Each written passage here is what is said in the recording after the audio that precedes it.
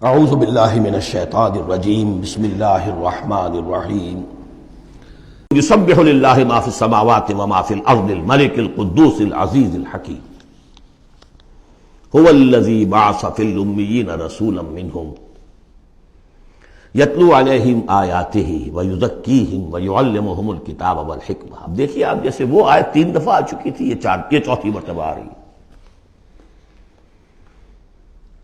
وہ بنیادی طریقہ کار کیا تھا؟ قرآن کی تلاوت۔ قرآن اس مقناطیس کے مانند تھا کہ جس کے اندر جس کی روح بیدار ہے اس کو کھینچ لے گا۔ یہ ہے آپ کا آلہ دعوت۔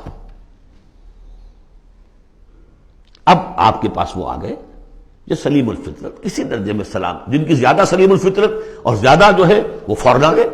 کچھ کو تھوڑا سا وقت لگا، پھر کچھ اور وقت لگا، کچھ اور وقت لگا، تو 12 برس میں مکے کی جو ہے وہ ہانڈی کے اندر پوری طرح بلو کر نکال دیا گیا۔ اور جو نکالا پھر ان کی تربیت، ان کی تعلیم اسی کتاب سے، حکمت قرآن پر بیس کر رہا ہے سارا پروسیس۔ تربیت بھی قرآن سے، تزکیہ بھی قرآن سے، دعوت بھی قرآن سے، تذکیر بھی قرآن سے، تبشیر بھی قرآن سے، انذار بھی قرآن سے۔ تذکیر، انذار، تبشیر، اس سے دعوت ہو گئی، اور شفاء لما فی الصدور، دل کے اندر کے جو روگ ہے ان کا علاج۔ یہ دل کا روگ ہے کیا؟ دنیا کی محبت، اللہ خیر صلی اللہ، مال کی محبت، اولاد کی محبت، سب کیا ہے؟ ہاتھی کے پاؤں میں سب کے پاؤں دنیا کی محبت۔ یہ قرآن نکال دیتا ہے۔ هو الذی بعث فی الامیین رسولا منہم، وہی ہے جس نے بھیجا، اٹھایا امیین میں سے ایک رسول، انہی میں سے۔ یتلو علیہم آیاتہ، ان کو پڑھ کر سناتا ہے اللہ کی آیات۔ یہ وہ مقناطیس۔ وَيُزَكِّيهِمْ وَيُعَلِّمُهُمُ الْكِتَابَ، وہ تزکیہ کر رہا ہے۔ تلاوت آیات کے ذریعے سے غلط نظریات ختم ہوئے، غلط نظریات ختم ہوئے۔ ان غلط نظریات پر جن ہمارے اعمال کی بنیاد تھی، ہر عمل کے پیچھے کوئی نظریہ ہے، کوئی ویلیو ہے جو آپ کے ذہن میں ہے، جس کے تحت آپ کوئی بھاگ دوڑ کر رہے ہیں، تو عمل کر رہے ہیں۔ وہ ویلیو غلط ہے تو عمل غلط ہوگا، ویلیو صحیح عمل صحیح ہوگا۔ قرآن نے ویلیو آپ کی صحیح کر دی، تو گویا کہ اب یہ برے اعمال، بری عادات، یہ جیسے پت جھڑ میں پتے جھڑ جاتے ہیں، خود ہی جھڑ جائیں گے۔ کیسے رہیں گے؟ اندر سے تو غذا ہی نہیں مل رہی، اندر تو جڑ ختم ہو گئی ان کی۔ یہ ہے تزکیہ۔ اور پھر تعلیم کتاب و حکمت، اب انہیں سکھاؤ، احکام دو، اور بڑی گہری بصیرت والی باتیں بھی سکھاؤ۔ وہ سب کے لیے نہیں ہے۔ اس کو وہ کہتے ہیں، جیسے کہ ہمارے ہاں عربی مدارس میں بھی اب ہے شعبہ تخصص۔ فارغ التحصیل تو تم ہو گئے، اب تخصص کرو۔ یہ اصل میں تعلیم حکمت جو ہے، یہ محمد رسول اللہ کی تعلیم کا اور تربیت کا شعبہ تخصص ہے۔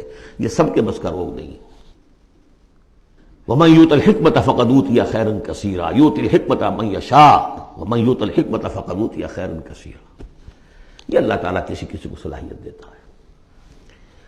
وَإِن كَانُوا مِن قَبْلُ لَفِي ضَلَالٍ مُبِينٍ، اور یقیناً اس سے پہلے تو وہ کھلی گمراہی میں تھے۔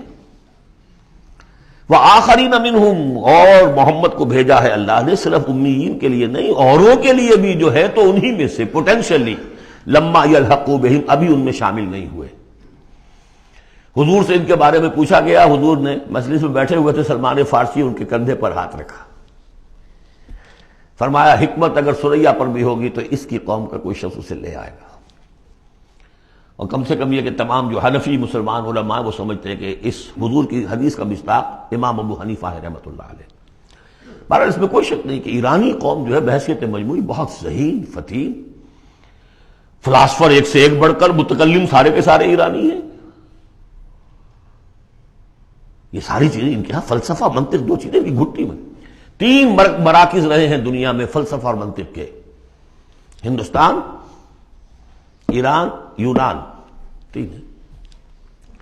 نمبر 2 پہ جرمنی آ جائے گا، اس لیے کہ وہ بھی ایرینز ہیں۔ یہ ایرینز ہیں، یہ حام کی نسل ہے میری تحقیق کے مطابق۔ اللہ تعالیٰ نے سام کی نسل کو چن لیا نبوت کے لیے، حام کی نسل کو چن لیا حکمت کے لیے۔ وآخرین منہم لما یلحقوا بہم، میرے نزدیک اس آیت کی صحیح تعبیر کیا ہے کہ ایک نیوکلیس، جیسے کہ اسٹرکچر آف ایٹم ہے، ایک نیوکلیس ہے، اس میں پروٹونز ہوتے ہیں، اور بھی بڑی بلائیں ہوتی ہیں، اب تو ایک سے ایک نکلی آ رہی ہیں۔ جب ہم نے فزکس پڑھی تھی تب یہ تھا کہ ایک نیوکلیس ہے، اس میں پروٹونز ہیں، پازیٹیو چارج ہے، اور پھر یہ ادھر جو ہے وہ اب جو الیکٹرانز چل رہے ہیں دائرے میں، بڑا ایٹم جو ہے وہ بہت سے دائروں میں۔ تو نیوکلیس اس امت کا امیین بنو اسماعیل اور ان کے تابع اہل عرب مشرکین، یہ نیوکلیس۔ پھر سب سے پہلے ایرانی آ گئے، پہلا جو ہے نیوٹرون الیکٹران ایرانیوں کا ہے۔ پھر رومی آ گئے، کچھ آ گئے ادھر سے، کچھ قبطی آ گئے ایجپشنز، ادھر سے آگے آپ بڑھے تو ہندی آ گئے، سندھی آ گئے، پہلے سندھی آئے پھر ہندی آئے، یہ سب ہیں اب مختلف دائرے، یہ بڑھتا جا رہا ہے۔ لیکن نیوکلیس امیین اور باقی سب آخرین۔ امیین میں سے چونکہ خود حضور تھے لہذا ان پر اتمام حجت آخری درجے میں ہو گئی، لہذا ان کے لیے کوئی رعایت نہیں تھی، اگر ایمان نہیں لائیں گے تو قتل کر دیے جائیں۔ یہ سورہ توبہ میں ہم پڑھ چکے ہیں۔ آخرین کے لیے رعایت یہ ہے کہ چاہیں تو اسلام لائیں چاہیں تو نہ لائیں، یہودی رہیں، عیسائی رہیں، کوئی رہیں، مجوسی رہیں، ہندو رہیں، سکھ رہیں، پارسی رہیں، جو چاہیں رہیں، لیکن نظام اسلام کا ہوگا، غلبہ اللہ کا ہوگا، دین ہم قائم کریں گے، تم رہو اپنے طور پر جو ہندو رہو، جو چاہو رہو۔ وآخرین منہم لما یلحقوا بہم وہو العزیز الحکیم، اور وہ عزیز ہے اور حکیم ہے۔ ذالک فضل اللہ یؤتیہ من یشاء، یہ اللہ کا فضل ہے، وہ دیتا ہے جسے چاہتا ہے، اللہ کا فضل ہے۔ اس فضل کے بڑے درجے ہیں۔ سورہ بنی اسرائیل میں آیت پڑھی، ان فضلہ کان علیک کبیرا،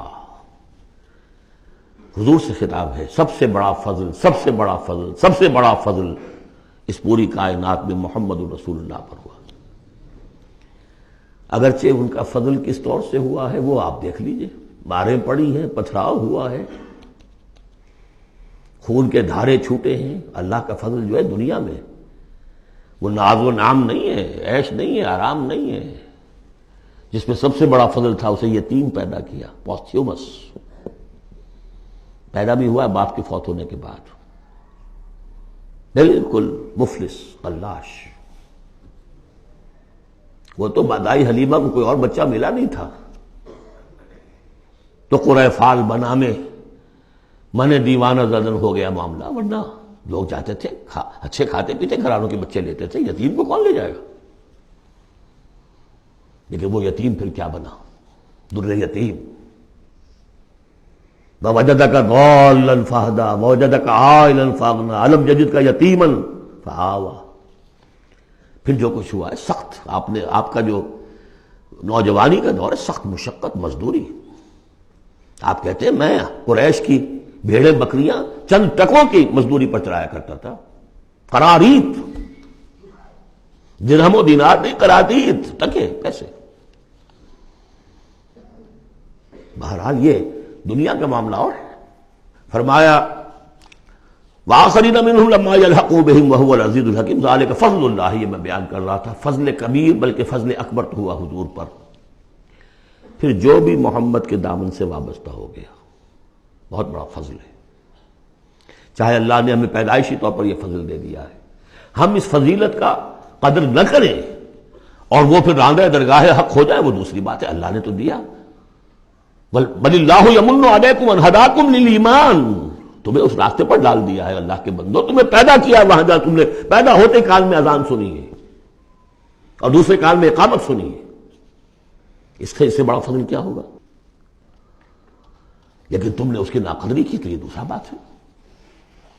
ذالک فضل اللہ یؤتیہ من یشاء واللہ ذو الفضل العظیم، اللہ بڑے فضل والا ہے۔ لیکن یہ کہ اب یہ جو پروسیس تھا، جو محمد رسول اللہ کا اعلی انقلاب تھا، قرآن، اب محمد تو جا رہے ہیں صلی اللہ علیہ وسلم، یہ پروسیس آگے کون جاری رکھے گا؟ نبی تو کوئی اور آنا نہیں۔ لہذا حضور نے کہا خطبہ حجۃ الوداع میں، قد ترکت فیکم ما ان تمسکتم بہ او اعتصمتم بہ لن تضلوا ابدا کتاب اللہ، میں چھوڑ کر جا رہا ہوں، یہ محمد کے قائم مقام ہے یہ قرآن، یہ عصائے موسیٰ سے 100 گنا بڑا معجزہ ہے۔ عصائے موسیٰ صرف موسیٰ کے ہاتھ میں تھا تو معجزہ تھا، بعد میں تو وہ لٹھیا کی لٹھیا ہے، اور کیا ہے، پڑا ہوگا کسی ٹرنک کے اندر، شاید ہو اب بھی، جیسے کہ کہتے ہیں یہودی ہے لاٹھی ہے، اب وہ سانپ تو نہیں بنے گا کسی کے لیے۔ یہ معجزہ ہے جو ہر ایک کے ہاتھ میں آ سکتا ہے۔ بشرطے کہ اس کا حق پہچانے، اس کا حق ادا کرے، اس کی قدر و قیمت کو جانے۔ افبہذا الحدیث انتم مدہنون وتجعلون رزقکم انکم تکذبون، اس کے ساتھ تمہارا یہ معاملہ ہے، یہ مداہنت ہے۔ دنیا بھر کی زبانیں سیکھ لو، دنیا بھر کے علوم سیکھ لو، اتنی عربی نہیں کہ قرآن مجید کو براہ راست سمجھ سکو۔ اور اگر یہ قرآن تمہیں پوزیس کر لے گا تو خدا کی قسم کھا کر کہتا ہوں کہ کسی اور کام میں دل نہیں لگے گا آپ کا۔ یہ کیا کام ہے؟ گھس گھس گھس گھس گھس کر کے تنخواہ ہو گئی 30,000 40,000 50,000 تنخواہ لے کے آ گئے، بس یہی ہے۔ Were you created for that؟ ابراہیم بن ادم کا آپ نے سنا ہوگا نام، بادشاہ تھے کسی علاقے کے، شکار پر گئے ہوئے تھے تو وہاں کہیں آواز انہیں سنائی دی، کسی فرشتے کی تھی یا یہ کہ خود ان کے اپنے دل کی آواز تھی، یا ابراہیم لہذا خلقت ام لہذا امرت، اے ابراہیم سوچو، کیا اس کام کے لیے تمہیں پیدا کیا گیا تھا؟ کیا تم اس کام کے لیے پیدا کیے گئے تھے اور تمہیں اس کام کا حکم ہوا تھا شکار کرو جا کر؟ بس وہی سے کایا پلٹ ہوئی۔ تو سوچنے کی بات ہے۔ صدق اللہ العظیم۔